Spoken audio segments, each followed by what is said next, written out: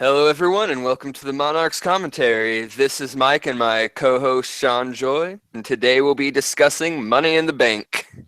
AKA what the internet exploded over last night.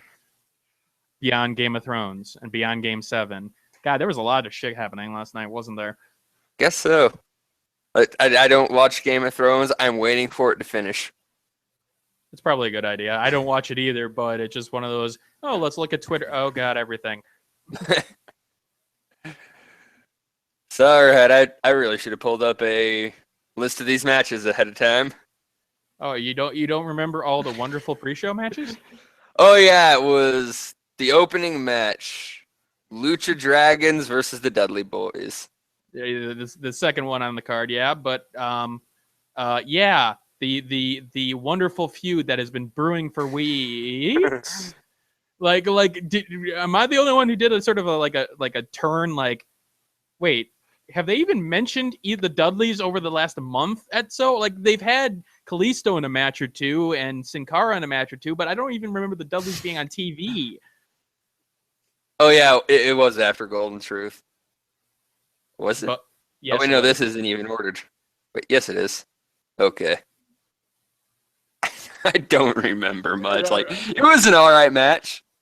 I mean, they started off with the whole, okay, the Lucha Dragons are the feisty, fast guys, and they're trying to corner them, and they're not doing a good job of it. And it was a okay match, but with no storyline behind it. Just like, okay, it was a filler pre-show match. I see why. I mean, I would have liked to see maybe a women's single match, maybe I can't believe I just said that, but given all the good talent in the women's division right now, it's just like, yeah, why not build a feud there? Why not have where the hell is Sasha Banks and things like that? It just like it's an excellent question. That's why they didn't do it. They don't want people asking that question. Like, I mean, we heard the fact that she got hurt, via the ref, like a month ago, but it's just like it was a concussion. She should be okay by now, right? But I mean, it was a decent match. It had no story, and thus there was nothing to get involved in. So I don't mind matches with no stories, and it's just kind of something thrown on the pre-show. It's like, hey, let's have a pretty decent match on the pre-show, maybe get people excited a bit. So I was okay with it.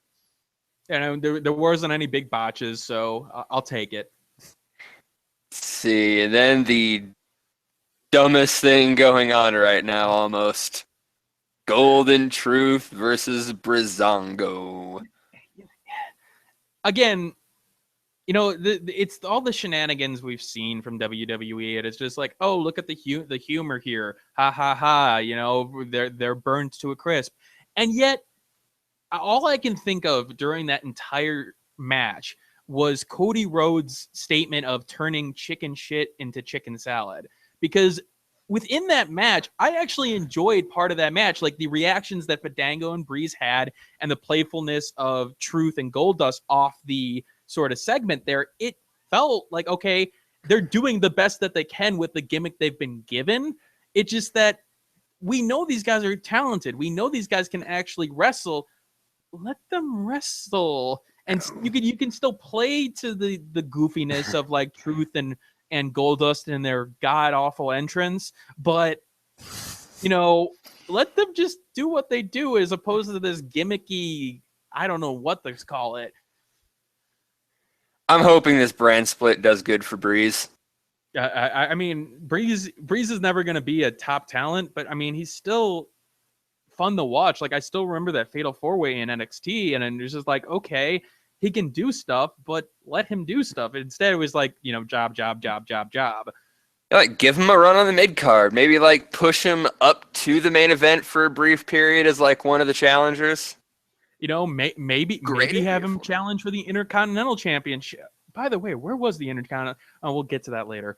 Yeah, but I just want more for Breeze, and I'd even want more for Goldust at this point. I like Goldust. I think Fandango was a great worker too. Like when he worked with Jericho, I thought he was great, and then all of a sudden they're like, "Oh no, this isn't working." Even though he got that dumb dancer gimmick over, it was just like, I mean, what does he need to do at this point to get, more attention? But then again, you say that about a lot of talent in the WWE. So Indeed. And let's see. Next is the actual opener of this pay-per-view.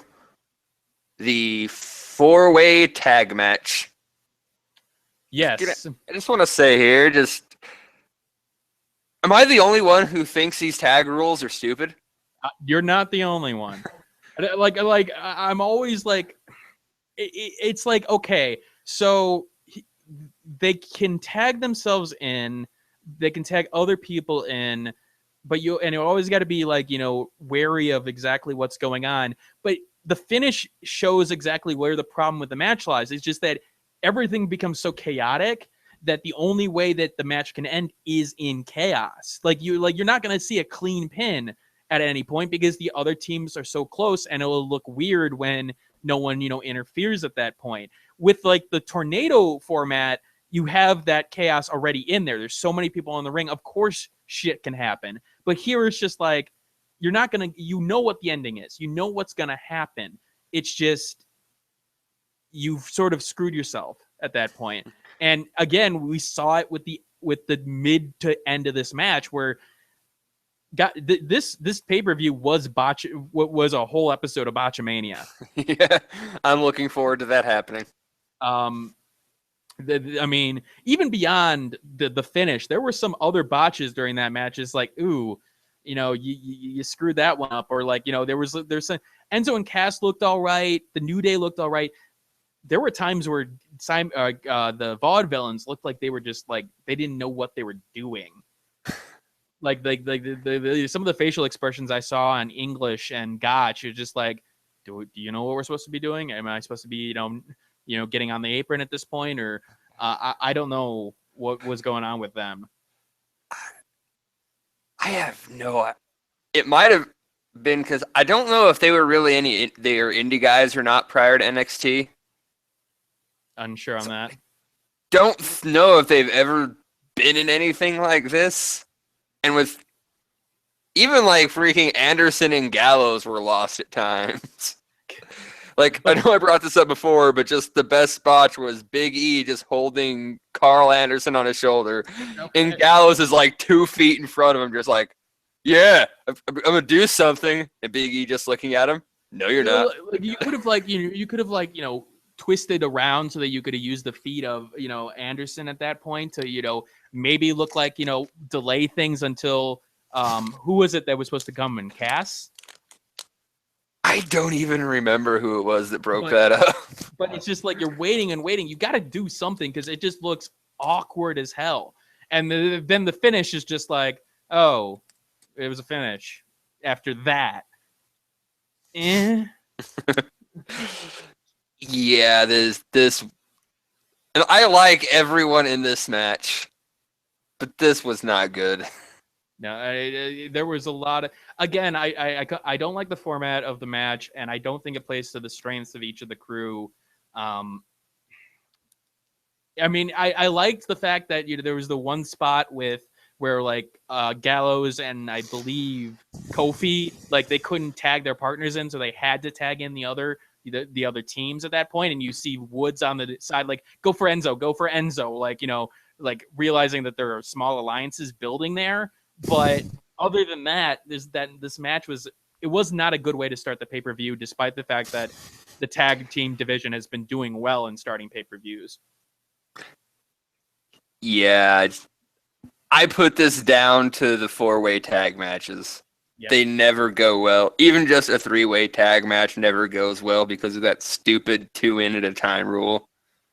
The only one that has ever worked or that works is when there's something like like the ladders or like a tables, ladders, and chairs match, like when I with like the Hardys or like even last year with like the Lucha Dragons.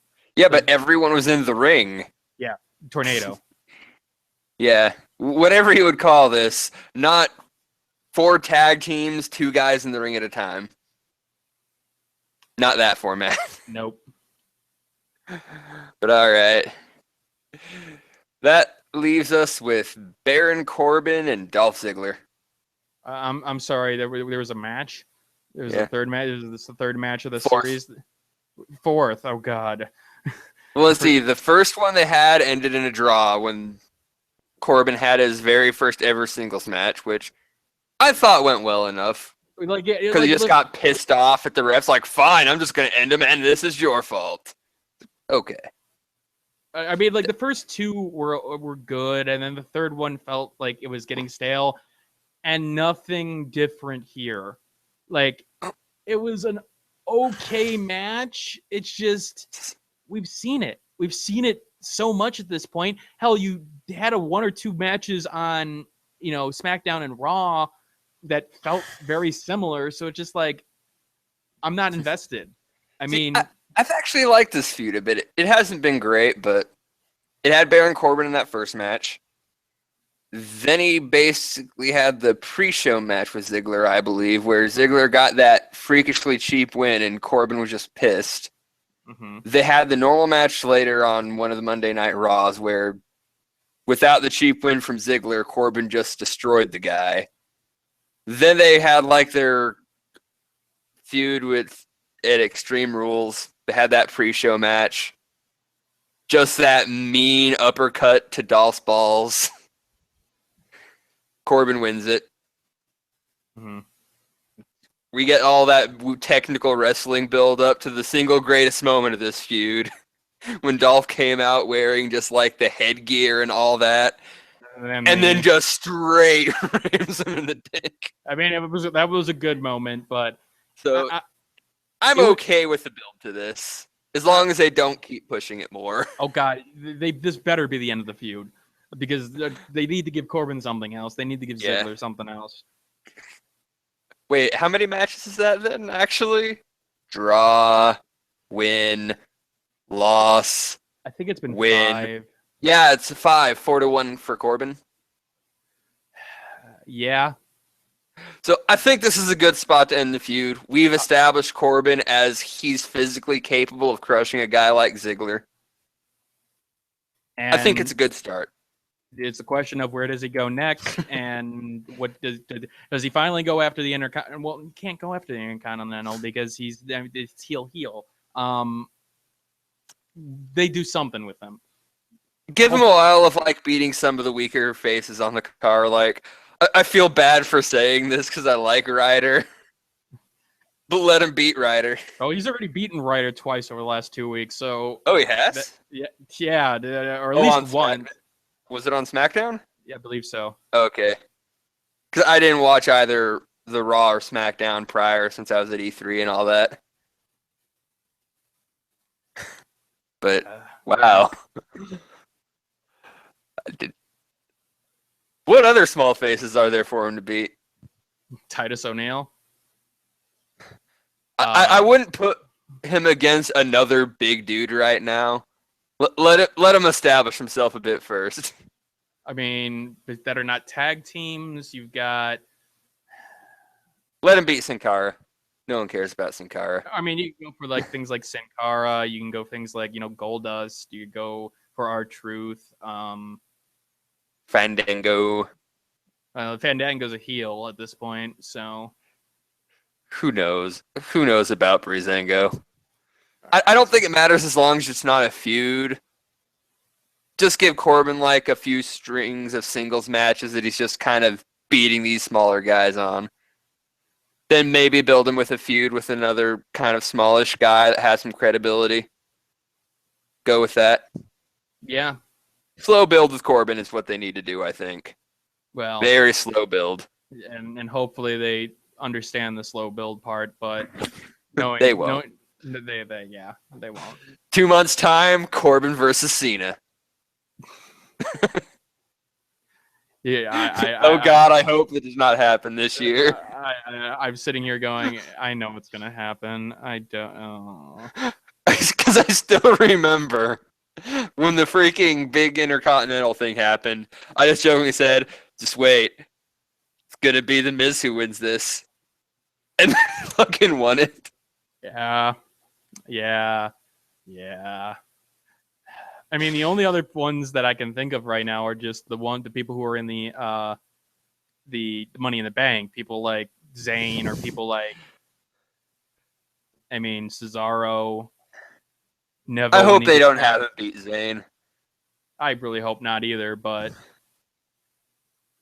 Maybe one day down the line, once he finds out how to tap into that kind of fire he had right at the end of NXT, when he just floored Austin Aries, is pissed off at Regal.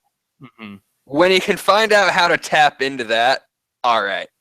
That's Yeah. when you start getting him in the big feuds. But until then, just hold off a little bit. Yeah. So, all right.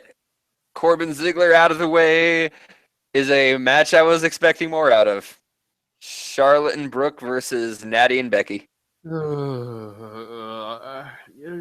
when the women's division was hot? Like, people wanted to see it. And then, Sasha Banks stopped showing up.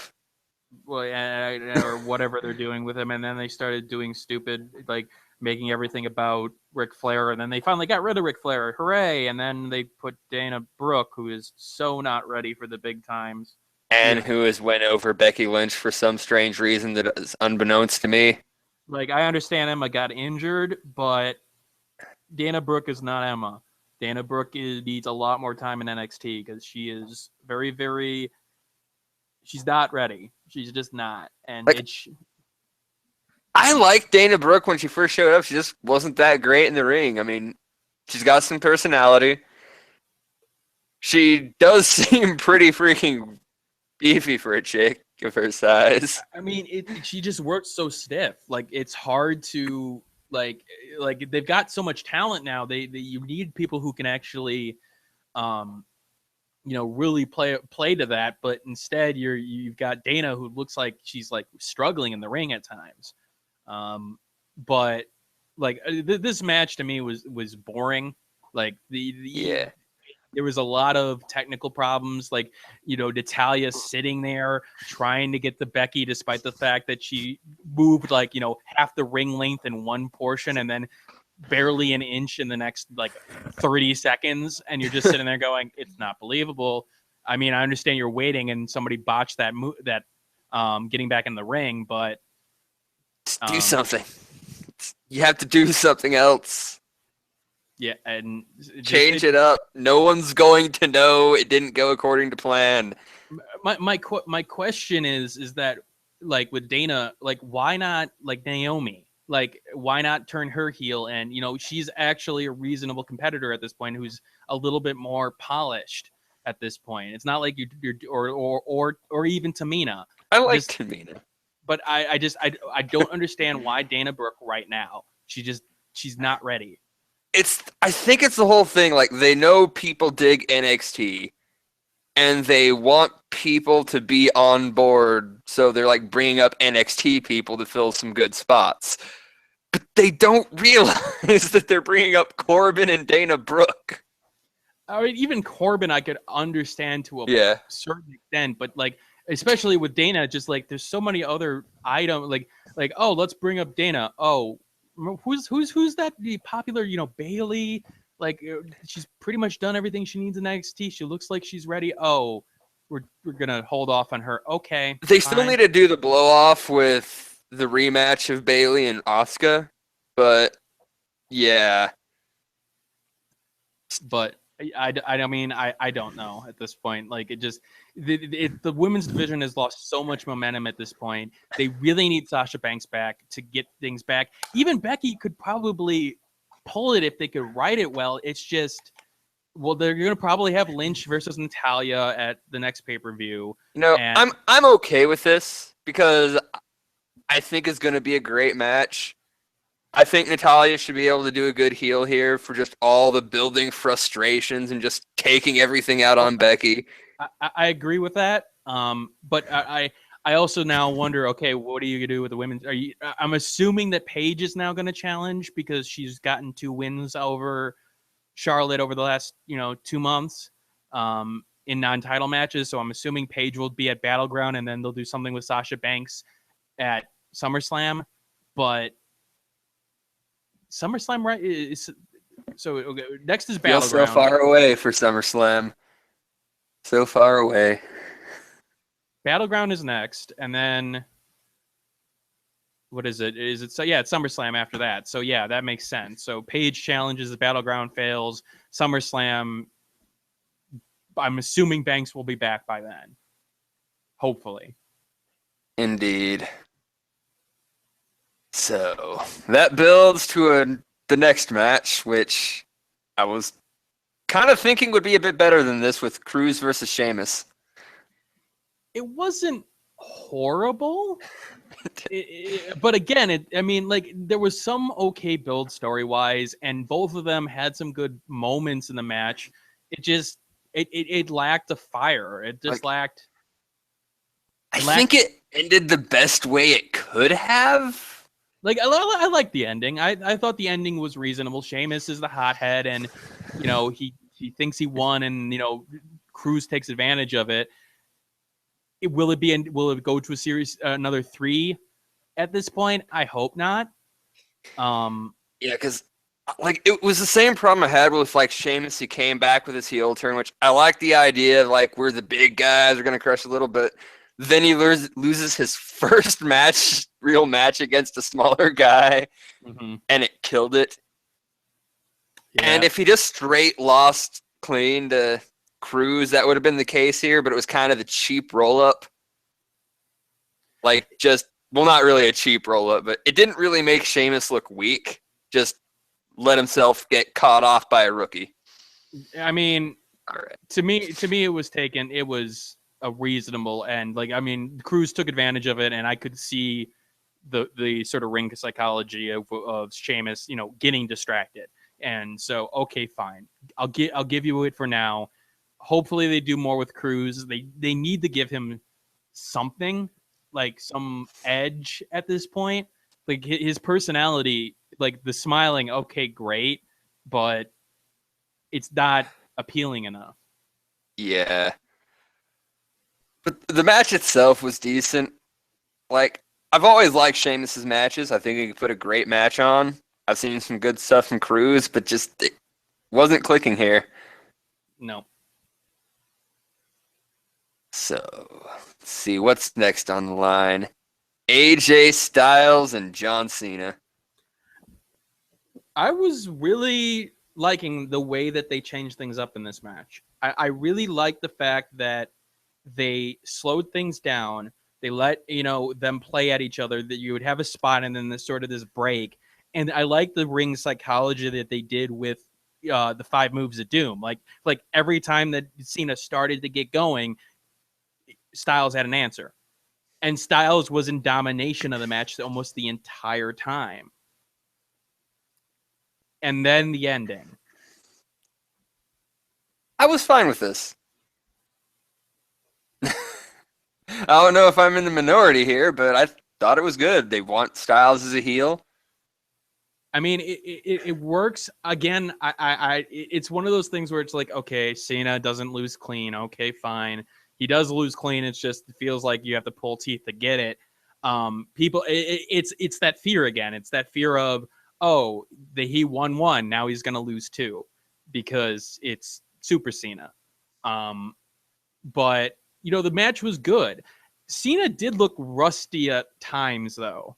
He looked like he had some, he was doing some good things with it, getting hit, doing his 5-knuckle shuffle, you can't see me kind of thing, and then getting hit in the face and, stumbling back. But there were a couple times where I'm just it feels like he's still not 100%. It's possible. I'm not sure if that's just me, but overall, it was probably one of the better matches of the night, if not the best from a pure wrestling standpoint. It's good. I'm looking forward to seeing the rematch, which is going to inevitably come. I do hope in this feud, Styles ends up going over. I really do hope so too, but really need some good top heels who aren't Roman Reigns right now. Good top heels that aren't Roman Reigns. Oh, wait. I mean, you got other than Owens right now. Styles is your biggest heel. And then that's saying something because the crowd's still cheering for him like hell. No. I think I'm just going to stop trying to understand what a heel and face is supposed to be these days. It just Cheer everyone, boo Is everyone. Owens the only heel people are actually booing? Oh, and even with Owens, they cheer. I'll still hear boos for him, but yeah. You see, the thing with Owens is that when he gets booed, it's because he's poked the bear. Like he's like, he's wanting to get the boos, and so it obviously makes sense. Like he has the way of like, I still will go back to that clip where he's like, I'm gonna get these guys to chant USA in a Sami Zayn versus Kevin Owens match where both of them are from Canada. He knows how to mess with the crowd. So like when he's a heel, he's getting booed. It's because he has the ability to get booed, and so does Styles at times. It's just Styles, unfortunately, also has the problem of going against Cena, who people are already hating because the Superman thing. Just like, oh, it's another. He's gonna pull out, the 5 moves of doom. He's gonna, he's still a good wrestler. He's still good on the mic. It's just we've seen it. We've seen it all before. But yeah, I'm pretty sure it's Jericho and Owens are the only ones who can still get crowds to boo them right now. Yeah. Even Alberto Del Rio was getting cheered for that match. That was weird. It was just like what? Like they were when we get to the Money in the Bank. Money back next. Yeah, that is next, and I don't know if there's much else to say about Styles and Cena at this point, other than let's see where it goes Monday or later today. Good ring. There was one reasonable botch by Styles, which I haven't seen in a long while from him on the rope, which is like, and part of me was like, was that intentional? No, they wouldn't have done that after the whole Enzo thing. That looked like it hurt when he got hit in the rope, but there was some really good parts of the match, like when he goes for the phenomenal forearm, and Cena catches him and he immediately goes into the AA. That worked. Like that was smooth as hell, and I was like, okay, that's good. Like that was a really good spot, and there were some really good spots in that match. I want to see more. The people who are comparing it to Sami Zayn Nakamura, I'm going to say no. God, no. It's not the match of the year. I'm sorry. It was good match, but no. Who compared it to Zayn Nakamura? Well, I mean, obviously Twitter, but a couple people on Twitter, I'm just like, no. It's good. It's not unless if you're not watching NXT. This is probably my favorite, or like the best match up till this point in the night with Styles Cena, which is kind of sad because of the tag team match having so many good people, but debauch. Oh, just a quick note: Corbin versus Ziggler. I was like, I couldn't figure out if this was the botch was intentional.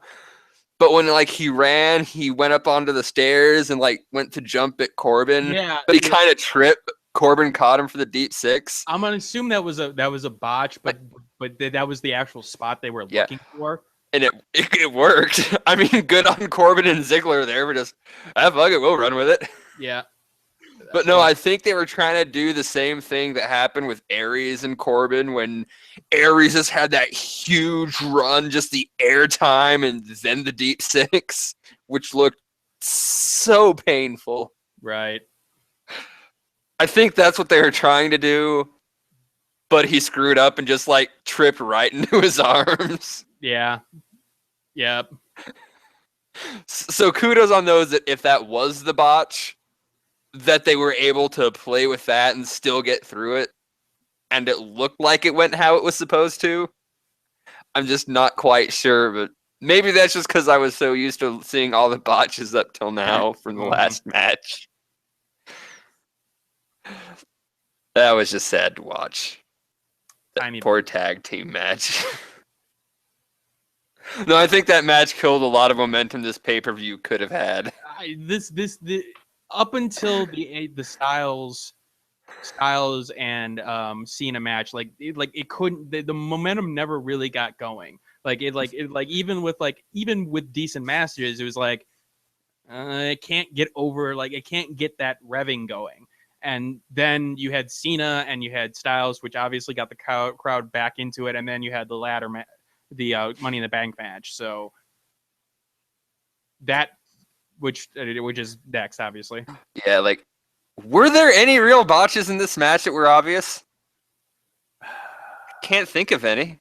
I can't think of any either. Which is really strange because this would be the match there would be a botch in.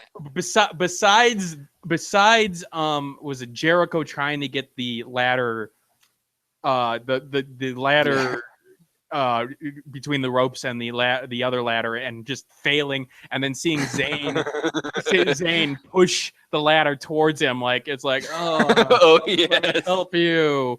Just like, okay, you did it as best as you could. It was still obvious, but no, I can't think of the last time I've seen a match with like 6 people all at the top of the ladder going for the same thing. I mean, what was interesting about this one is that they did things a little bit different. Like, I've seen ladder matches before, but it feels like they were doing several things different. Like, even at the start of the match with like Cesaro, doing the cannonball against was it, I think, Jericho out of the ring. That was like, that felt a little bit different at the start, and then they put the whole ladders and contraptions, and Cesaro gets a second ladder, and people are going after each other, and they twisted things enough where it was still entertaining. And oh god, that Owens bump! Oh my, onto the like sideways ladder, and his body is just laying there like, oh, are you dead? You may be dead. But it was like when he took the freaking blue thunderball onto the ladder last time. It was just like, that hurts. That looked legitimately painful. And he's all right. I mean, there's so many good moments from that match all around.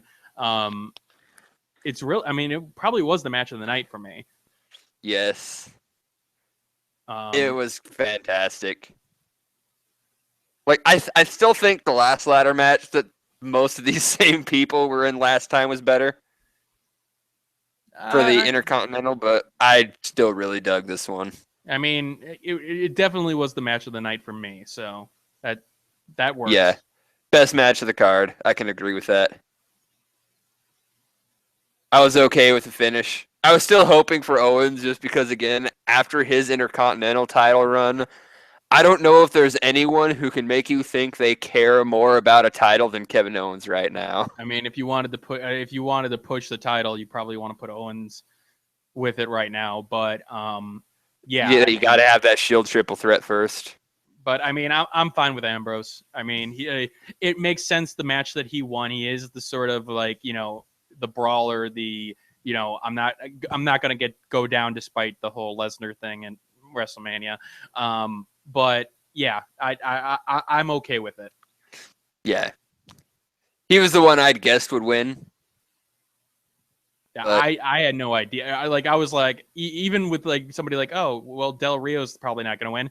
Yeah, but Sheamus won last year, so I really don't know at this point, because maybe WWE is playing off the fact they're so incompetent that anyone can win, because God knows what they could do creatively, because they're just so bad at times. Like, I think the only safe assumption was it was not going to be Jericho or Zayn. Yeah. As much as I like Zayn and Jericho, Zayn he's not at that top level yet. He hasn't really been given too much credibility, and has lost clean every singles match he's had with Owens. Yep. Every single one, clean win for Owens. Hopefully he gets a win or two, but that's going to be one of those feuds, almost like Rock and Austin, where they're going to clash like several times from years to come for like just short stretches at a time. Mm-hmm. And it's going to be great every time you see it. It's just going to be like, it's the one thing. It's like, Zayn and Owens again. I've got no problem rewatching that, 100 times at this point, as opposed to, Ziggler Corbin 6.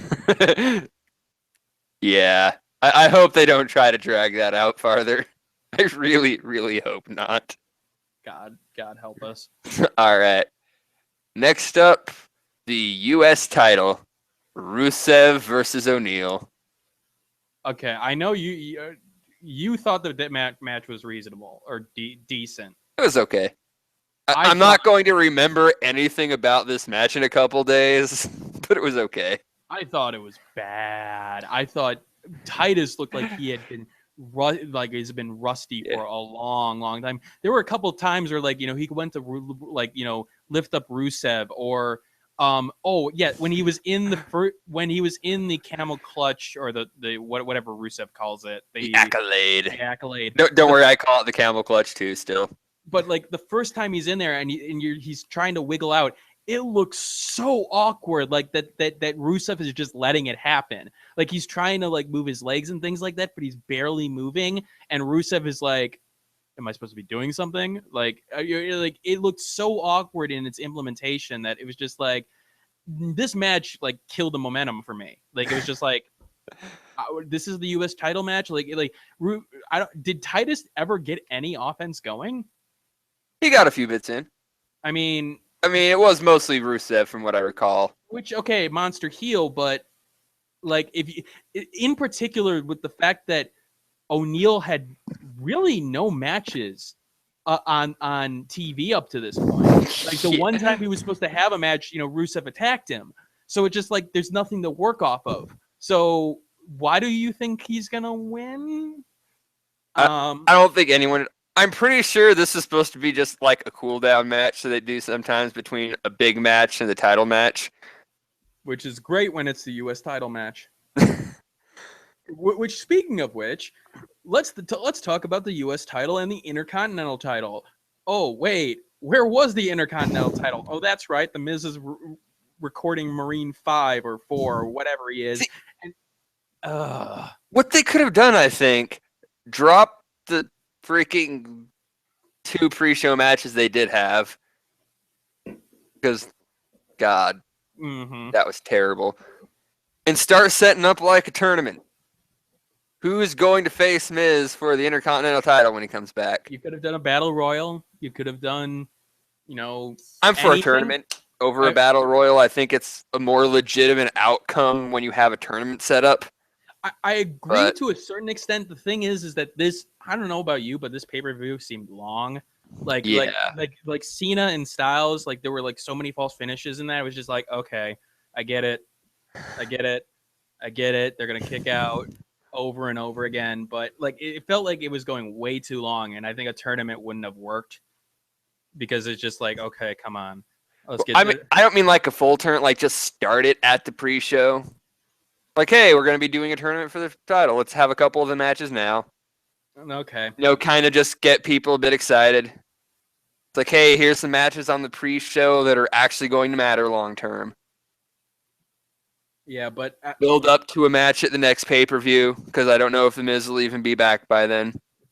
Maybe he'll be there for a couple promos, just being the Miz. I'm the Intercontinental Championship champion.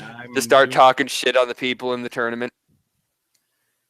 Hopefully they do something, but yeah, then just fill that out the next pay-per-view. We have a new number 1 contender for Miz's title.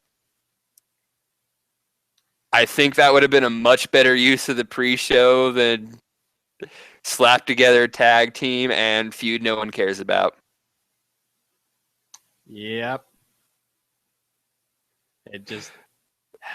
And you would have at least kept the Intercontinental title on people's minds on a pay-per-view where it doesn't show up. It would have been nice, but instead we got Lucha Dragons and Dudley Boys. I miss tournaments to decide number 1 contenders. I miss championships meaning something. That too. I don't know. I think the U.S. they're doing okay with after. Well, they were. I think they could do okay with it with Rusev back on. They could. I'm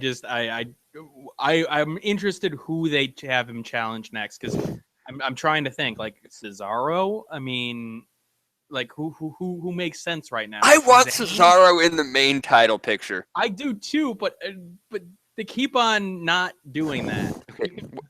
I want to see Rusev like just go back on a run of just like crushing contender after contender for a few months, and then build up someone in that time that will believably be able to win it. Like, I'd love to see Zayn take him on.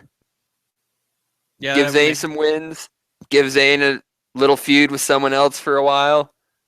Then bam, Rusev versus Sami Zayn for the U.S. title. sense, but I'd love it.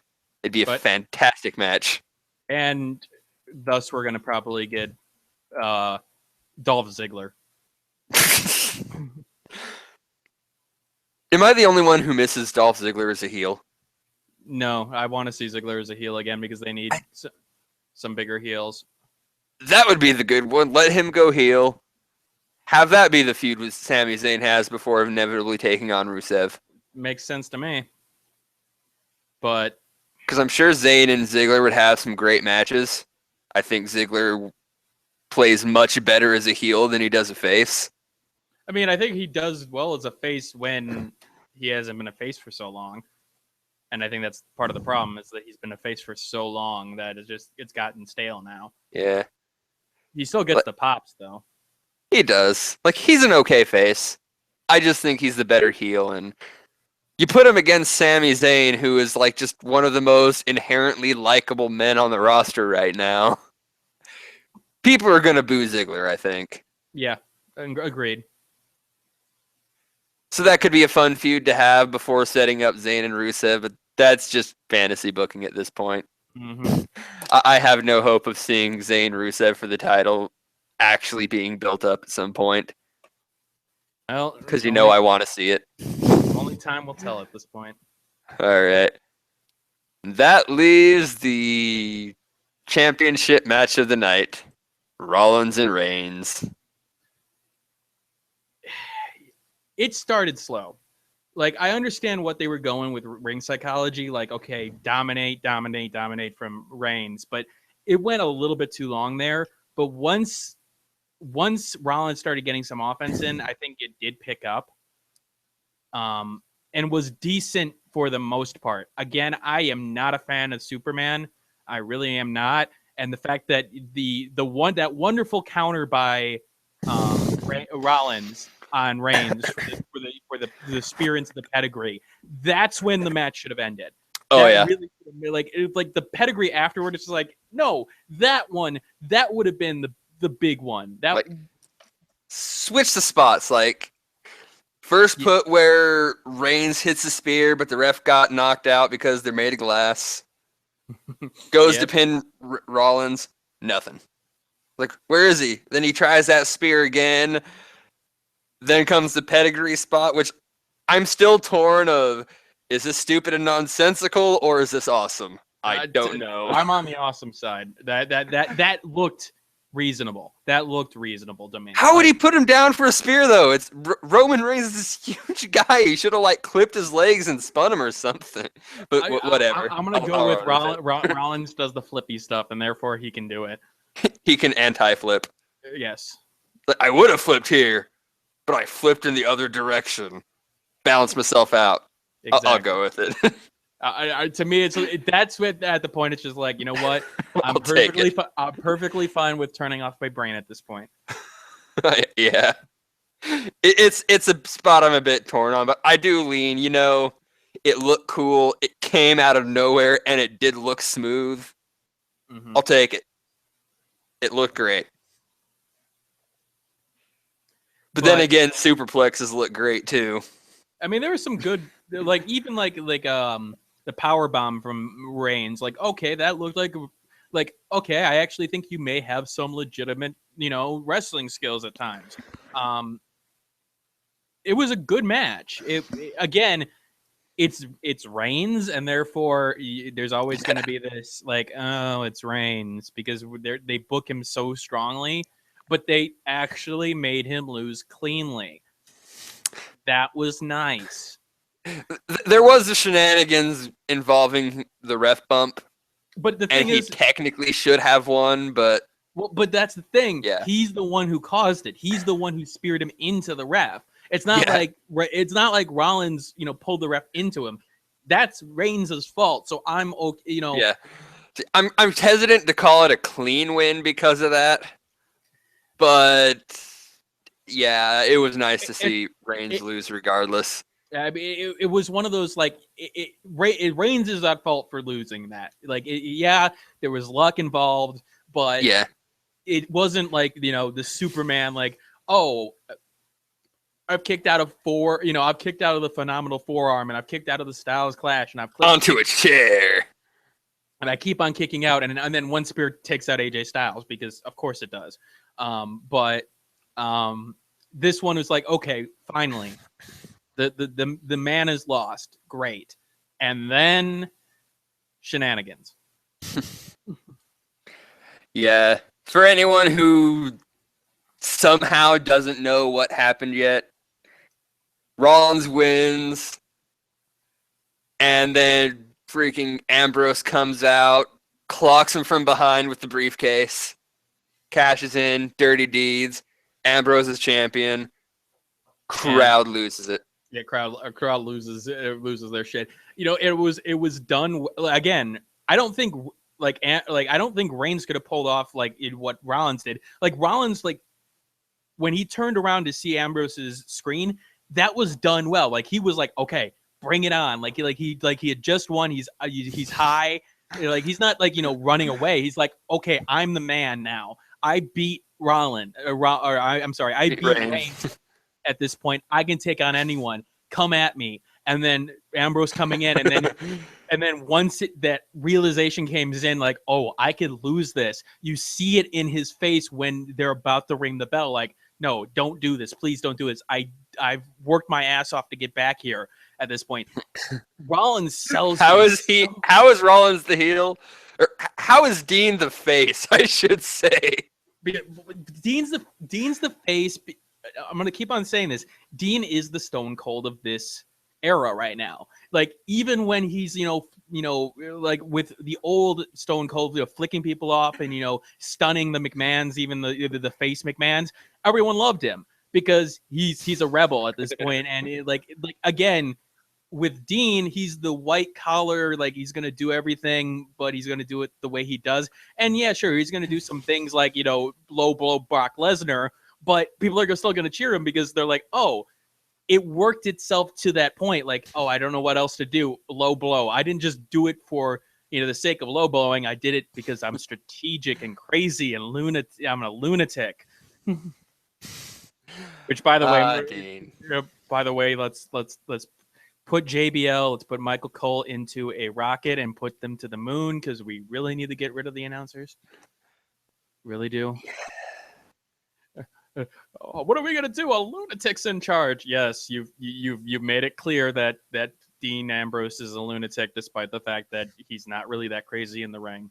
But okay, sure. I still wish we'd see Dean Ambrose like just do more strange shit in the ring sometimes, rather than the same moves every match. That's a problem with everybody on the roster for the most part. But if you're billing him as the lunatic fringe, the crazy, unpredictable guy, I shouldn't see every move coming. I like, oh, I'm gonna go and kick the one corner of the turnbuckle, and then go and kick the other one where you're in. Like that move still is confusing to me. It's like he does a little hop, skip, and then runs at the end at the opponent. It's just like. It's supposed to be a momentum type thing, I think. It's supposed to be, but it never gives that impression. It's just like, oh, he just likes to go to that corner, I guess. But he needs to make sure the corner's all right. I mean, someone's got to check on it. God knows it could break. It could break. I mean, maybe if they actually did start saying that's why he did it, it's like, all right, he is kind of a lunatic. I mean, he's talking and checking on a corner. I like he's the lunatic because he does the whole like, oh, I'm gonna jump over the rope. Let me like bash my head and like end up turning into King Kong. Hitting my chest before I jump over. Okay, is that lunatic or are you just trying to get the adrenaline going at this point? I'm not exactly sure. But now if they have him start talking to the turnbuckle to make sure it's all right, I mean that's lunatic. I wouldn't want to fuck with that guy. But I mean. He actually sold it a little bit in the post interview. Like, did you see the YouTube interview with him? I did not. Like when he's talking to Tom Phillips and he's won and he's like thanking people. And then afterward, he's just like, he's so happy, but he starts laughing maniacally. And you're like, wait, like that's not the laugh you should have right now. Like you sound like a supervillain who just like was able to, fulfill their master plan at this point. More of that on the main show then.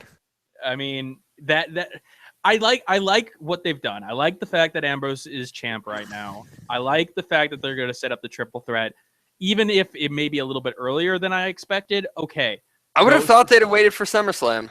I honestly would have thought so as well.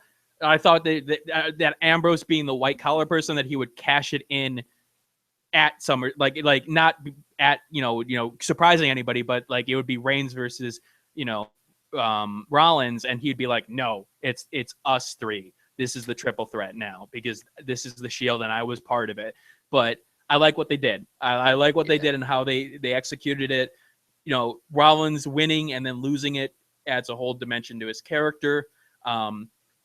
What happens to Reigns now, though? That's the curious part. What do they do with Reigns? Do they, at Battleground, do they have Reigns and Rollins go to try to face Ambrose? Because I don't think Ambrose is going to, they're obviously gonna have the conflict. Well, I lost the match, I have a rematch. Well, I also have a rematch because I have the Money in the Bank and I did win. Yeah, both of them are entitled to a rematch. So what will it's not going to be at Battlegrounds, the triple threat. There's no way it's going to be at Battlegrounds. So they're going to have some shenanigans in order to get there. So what will the shenanigans be? Will they have Rollins and Reigns face I think they're just going for the triple threat. So they're just going to. So what happens in the meantime is my question. Like, I'm not too sure. Like, I'm positive Battlegrounds is going to be the triple threat at this point. Really? Anything else doesn't make that much sense when you have two people who legitimately have a right to that belt right now, and Ambrose has it. Well, okay, but the bigger venue is SummerSlam, and we know perfectly well that WWE takes all logic out the window and is going to push what they think is the bigger match, and I don't see triple threat and Battleground making sense unless if there's shenanigans involved and they do it again, but that loses its effect. I just see Battlegrounds as maybe do they do Rollins versus Reigns and it's a DQ finish or some kind of dusty finish? Does Triple H get involved? Or what exactly goes on there at this point? Well, I don't see Triple H getting involved. Because him and Reigns, WrestleMania was pretty much that send-off. I don't see that going farther. Authority's already abandoned Rollins. Well, that's what I've been wondering. It's like, does he go after Rollins for some reason?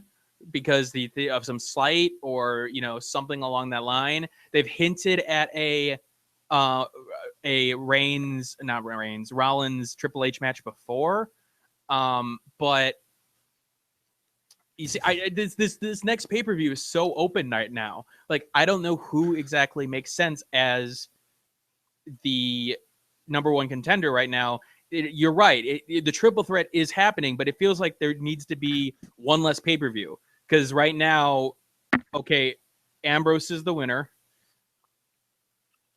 You make the triple threat now, it doesn't make sense in terms of the booking, so you have to sort of delay things. Do you do the same thing as you did at Backlash where there is no WWE Championship match? I don't think that makes sense. See, I think it does make sense from booking because we've already had Rollins versus Ambrose a while back. They've had their singles feud.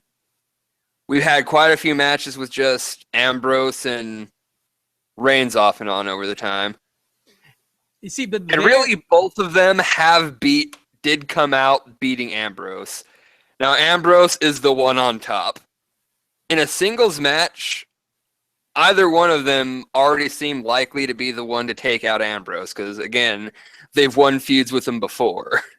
They've won feuds with him before, but in the case of Reigns, it's always been like, okay, there was the tournament, and then there was the triple threat, and there was always another factor in there. Like, so I could see them going the Reigns route again. Like with Rollins, he was also so close too. He was always so close. Like the ladder match, like he was literally fingertips away. So I could see that being, done again. But well, because they even feuded back with the when Rollins had the Money in the Bank, right?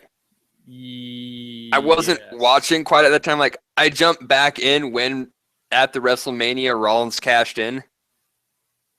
So I missed a good chunk before, but I remember Ambrose was already feuding with Rollins before that. I think so. I don't know entirely on that one. I remember hearing a lot of people talking about it, but he'd already lost a feud with Rollins before the belt came into play, like after the dissolution of the Shield. Didn't it get like feud of the year in Wrestling Observer? Yeah, it did. Yeah. I was part of me, I think, is trying to forget that part. I don't know. I mean, what else makes sense right now? Like, I don't think like any of the people who are involved in the Money in Bank match don't make sense because again, it's like, well, you didn't win the briefcase, so why would we give you a title shot at this point? Triple H coming back and challenging it, that doesn't make a lot of sense unless if you got some big return. So, and I'm trying to think, Orton. I mean, is he due back soon? I think he's medically cleared at this point. So, do you turn him heel and make him go after the championship? I mean, again, it doesn't make sense that he doesn't have the sort of momentum at this point. So, or a reason to go after Ambrose in particular. Wyatt.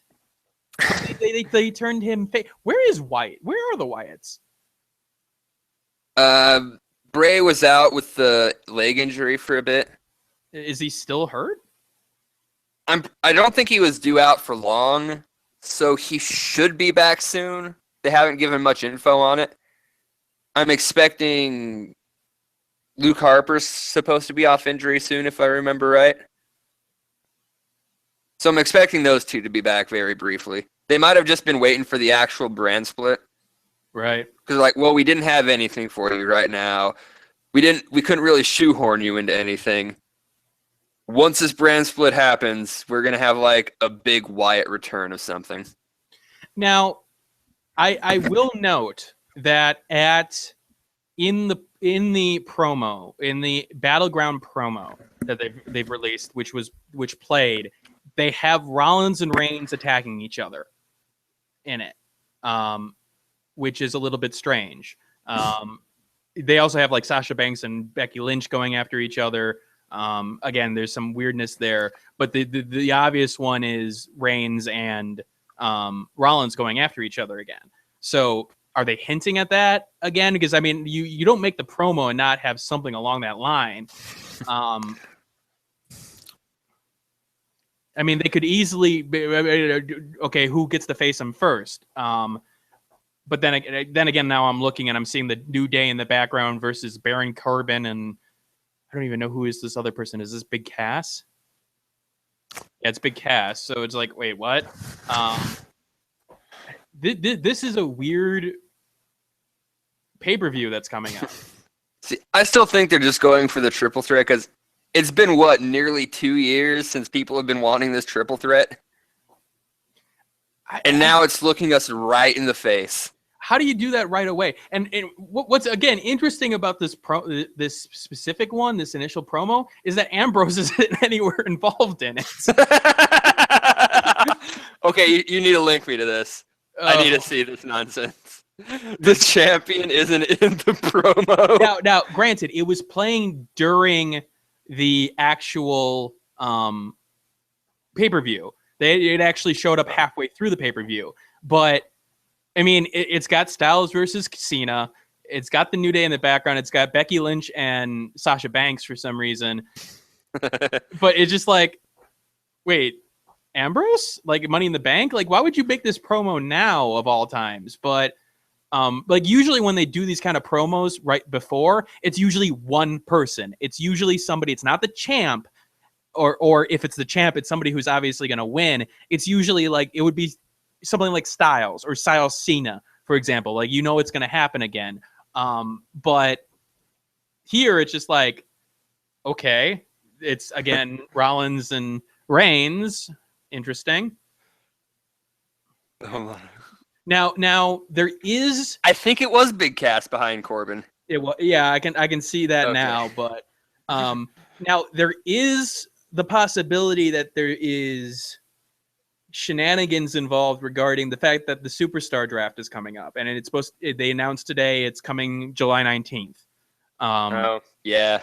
So maybe there could be something there where like, okay, they're fighting for, like, you get a fight to choose whether or not you get to be on a certain show, and then everybody else goes into the draft or something. That's possibility. Indeed. That would maybe make sense, because then Ambrose could be the WWE champ. He can be anywhere because he's the champ unless they split it at this point. But they've opened up a lot of possibilities, but they've also, with the championship in particular, like, wait, what do they do now? Like, it was a great ending, and now it's just the question of who, what, where. Okay, the more I am watching like this just GIF of the promo or the Battlegrounds thing, the sillier it starts looking. Yes. Especially John Cena like coming in. Like, you have opposite of him AJ Styles doing the fist thing, and he just kind of like glides in like it's a cutout of Cena. Yeah, it does, doesn't it? Like, it's like his face doesn't move. His face doesn't move at all. It doesn't look like he's even breathing. This is the greatest. Is this the official promo for Battleground? I'm pretty sure it is. I remember watching it. This is getting better the more I'm watching it. This is the best thing to come out of this pay-per-view. It's like a rejected Power Rangers intro. Well, the funny thing is there's all these little elements. Like, you got Xavier Woods like throwing, looking like he's throwing Francesca as a spear. Yeah, which is like, okay, that's cool. You got Rollins like leading with a knee, looking like he's about to hit Reigns on the crotch. You got Reigns doing the Superman punch. Okay, that's the most normal things in there at this point. You've got Corbin and Cass fighting the New Day because, wait, for some odd reason at this point. Sasha Banks, who hasn't been seen on TV, is there because, we're going to promote her despite the fact that we're not doing anything with her. And you actually, and come to think of it, you've got AJ Styles, who looks like he's throwing a regular punch as opposed to his forearm. So this is one of the best promo materials I've ever seen. You got Charlotte in the initial portion bringing the flag without doing anything. She doesn't look like she wants to be here. Yeah, she's just like, I got a flag. Woo. And all the flags disappear. What the fuck is Corbin doing with his whole body twisting? He's like doing a left-handed Superman punch, I think. I'm not exactly sure. Just the big E in like the initial bit, well, but not when they're all jumping at each other. He just looks so angry. I'm trying to figure out what is Kofi doing in this. Like, is he doing Trouble in Paradise, but he can only see the arm? It looks like he's just jumping in so people don't forget he's there. This is the greatest thing. This is the greatest thing. I think one of the only people who like legitimately looks like they're trying is Becky Lynch, but she's got the fucking steampunk outfit and goggles. I think Reigns of everyone looks pretty normal. It looks like, okay, he's doing his Superman punch. Okay, that makes sense. And he also, it looks like he's not yelling. He's actually got the distinct face of I'm serious. I've got that grimace on his face, and he does look like a warrior. This may be This may be all for the fact that they're trying to get Reigns over, because he looks the most normal and reasonable within this promo. I don't even know what the fuck's going on in this. I keep on looking at Cena now.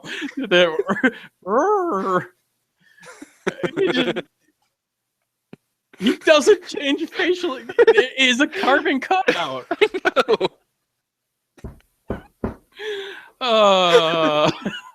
Who put this together? Okay, when it just showed once, I didn't really notice anything, but just this constant repeat shift, it's so ridiculous. And why are they in the clouds? Oh, hold on. I saw this on Reddit. The Reddit has got to be absolutely fantastic regarding this. Oh, God.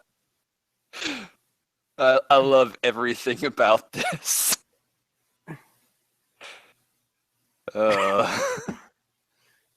I think we should end on this high note then. Wait, okay. So somebody says it's not a still frame. You can actually see his shirt. No, his shirt isn't moving. Hold on. Let's wait for it. See, Rain's jumping up.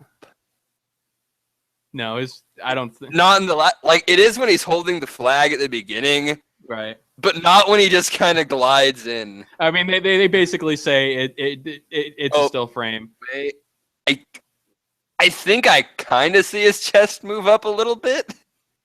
If it's anything, it's something. It's shenanigans with the like Photoshop or something along that line, because he's definitely not human.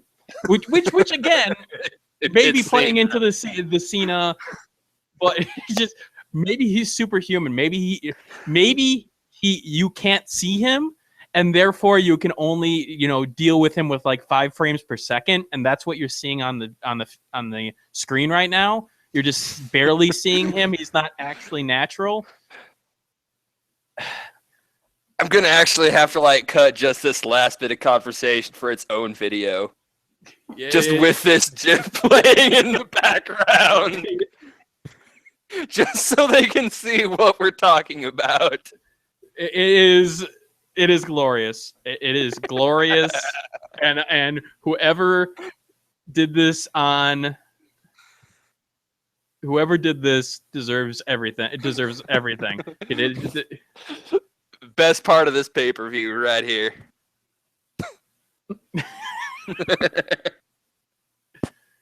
Well, like, I'm seeing more now. Like I'm seeing like when Sasha Banks starts up, like her scream, it looks like why am I here? Why am I in this pay-per-view? I haven't been on TV for like a couple months now. Oh God, this is getting better and better. Oh God. Okay. On that note, I'm ending this stream now. I'll have all the links in the description. Follow his YouTube. My written reviews are up there. Enjoy your night. And watch that GIF over and over again.